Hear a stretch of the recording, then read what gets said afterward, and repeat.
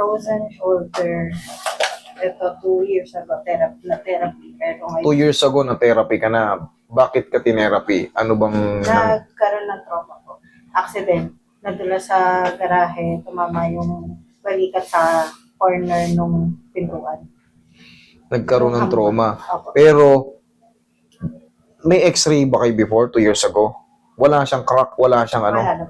Sure. Mhm. Pero, binigay sa inyo yung negative. Opo, pinahirap. May mga, kahit Ay, mga wala cellphone po. picture lang kayo. Wala po, pero ano naman ang puto. Yung first Cairo ko sa UP, tapos hindi na nasunod. Tapos ngayon po, dalawa na kasi yung, lagi na ako may stiff neck. Lagi ka na may stiff neck, bunga ng shoulder pain. Actually, baliktad eh. Sa shoulder pain, dito yung nakakonected sa cervical. Hindi makakaapekto yung stiff, hindi makakaapekto ito sa stiff neck. Pag ganun po siya, kung mamaga man yan hanggang dito lang, pero yung stiff neck, Like, Sa ito yung nagsisaran. sa pagtulog yun. Alam mo kung bakit magkakaganon? Kasi meron kang iniin na rito, hahanapin mo yun yung posisyon na yun ka lang, dun ka lang malwan. Pero yung nagkaka-stiff neck ka na kumonekta na siya kamo, hindi. Baka mayroon kang iniiwasang posisyon. Dalawa na to, ma'am. Dalawa na po siya, tapos ang umaabot Hanggang balakang na rin. Sige. May ano rin siya eh. Tapos Vertigo. may vertigo. Ayun, maganda. Sabihin nyo natin yung mga gusto kong kaso eh. Yung mga vertigo na yan, tadyakan ko lang yun, palalayasin ko yung vertigo na yan. Hindi kayong tatadyakan ko, yung vertigo. Vertigo na yan, kayang-kaya natin yan.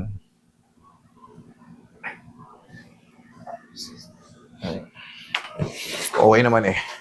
Kumbaga, shoot pa naman yung mga buto-buto mo eh. Hindi naman siya dislocation. Kasi initignan ko rin kasi nadulas si ma'am eh. Pero yung ano naman, yung position naman nung okay naman. Vertigo, palalayasin ko yung vertigo na yan. Paano, kailan sumumpong yung huli, vertigo? Kanina. Kanina lang? Sige. Nag-stop over kami sa choking. Para ako nawawala ng balance eh. Parang kang nalulula, parang kang gigewang. Relax lang. Huwag mo lalabanan na. Baklasin natin yung vertigo mo na yan. Pag nagpa-treat kayo ng vertigo, ulitin ko lang kahit pa paano bumawi kayo sa tulog. Bumawi kayo. Kung maaga kayo nagigising or kung late kayo natutulog, kunyari, ang tulog nyo 1 or 12 or 1, huwag kayong magising ng mga 4, 5. Kahit pa paano magpatanghali kayo, magising kayo ng alas 9. Ayan. Kung wala naman kayong Pero kung may work kayo, syempre, hindi pwedeng magising ng ganon. Bumawi kayo ng tulog pagtapos yung Kailangan, once na nagpa-treat kayo ng vertigo, kasi tandaan nyo, ang taong palaging puyat, anong pakiramdam ng taong laging puyat? Parang groggy-groggy rin. Ganon din ang pakiramdam. Di ba? Lutang. Kaya nga, ano ba yung pakiramdam ng Doon kasi mas magti-trigger yun eh.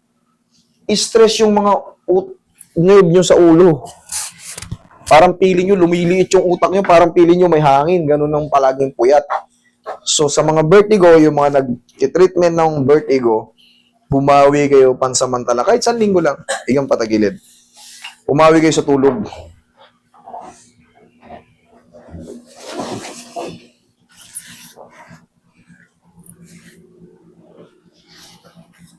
Relax lang. Ano bang daily routine mong pagtulog? Anong oras ka na ba natutulog? 12:01. Okay, sige. Kabilang side.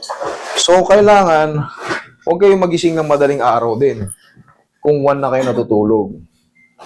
Usual gising 7, 6:30. 7, 6:30. 5 hours and a half ang tulog mo. Daily routine yun. Bitin yun, 5 hours. At least 7. 8 hours nga yung regular, di ba? Dapa. Pero kung palaging 5 hours, 5 hours and a half, 5 hours and a half, kulang. Bawi muna konti. Ngayon lang naman yung kasi ititreat nga natin yung problema mo eh. Kahit mga 1 linggo lang, bumawi kayo. Kahit gising muna kayo mga 7:30 o 8. Kung natutulog kayo ng mga 12 o 1. Medyo late na kasi yung 1 eh. Pero kasi masarap mag-cellphone. Ako rin, ganun man matulog. Pero siyempre, may purpose yung pagsiselfone ko. YouTuber ako, may nire-review ako eh.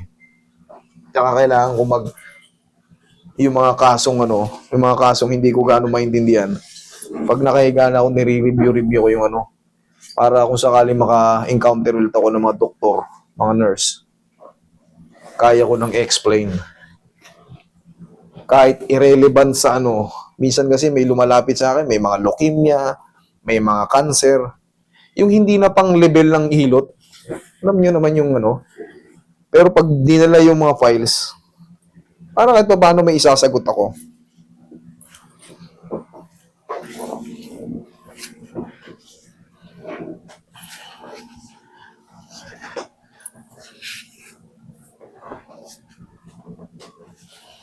Sige, diyan ka lang muna.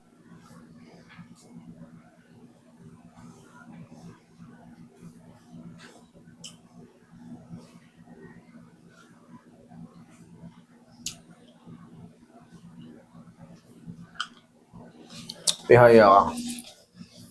Hindi ubra yung yung ganon. Kasi yung pintuan namin may paganon yun eh.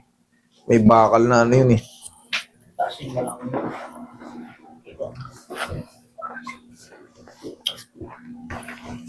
Yan, lagay sa tiyan yung kamay, ma'am. Yan.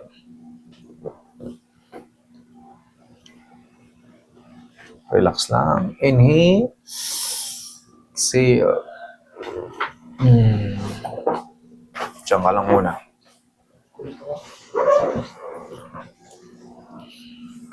Kahit in a few days lang, magbawi-bawi tayo sa tulog, ha?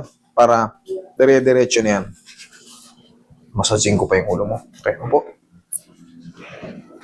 Ganon. Wait lang, ha?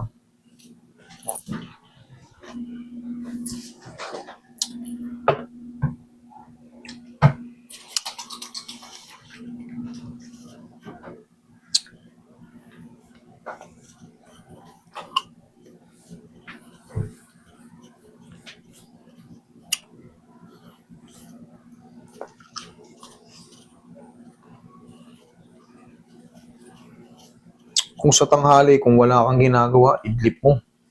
Para kahit papaano, makabawi. Kahit mga 1 linggo lang naman.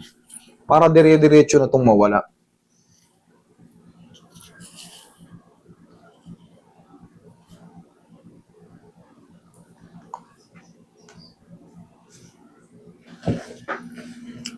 Pero hindi makakatakas yung vertigo na yan sa akin. Tanggal talaga yan.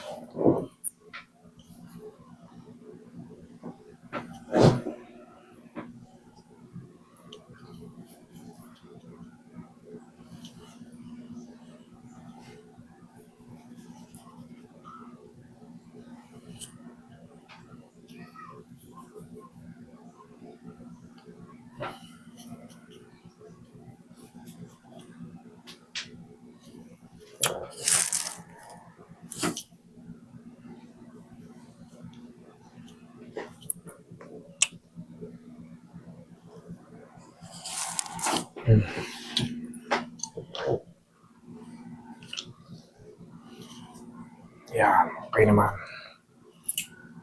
Check mo kung mo. Hilo ka ba? O higa ka ulit? Biglang tayo? Check mo. Okay.